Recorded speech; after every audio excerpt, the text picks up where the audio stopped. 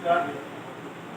Radhanagar corporate cultural অর্গানাইজেশনের আয়োজনে আজকে আমরা নাটক পাঠের আসর এখানে বসিয়েছি। তো আমরা আজকে একজন স্বনামধন্য নাট্যকার শ্রী সুব্রত কামিলার মহাশয়কে আমরা পাশে পেয়েছি। উনি আমাদের আজকে নাটক পাঠ করে শোনাবেন। এই নাটক পাঠে আসে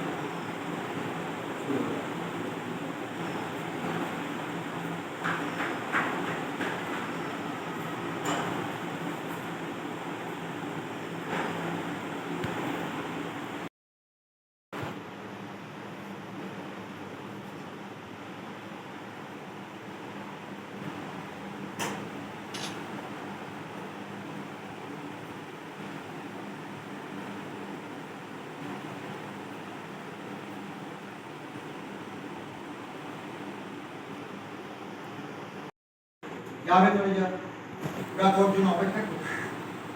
সাগরে তুমি কোথায় আছে যাই হোক, সুমঙ্গল অফিস, তোকে আমার সঙ্গে কাল থেকে বেরোতে হবে।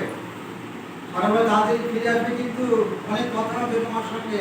নিজের পায়ে দাঁড়াবার একটা উপায় বার করে তুলে জানাবো। অনিমা এবং মিঠু সাগরের কথা শুনে বেরিয়ে এলো। অনিমা এগিয়ে গিয়ে সাগরকে একটা ঠাস করে চড় মারল। সাগর সামনে হাসতে হাসতে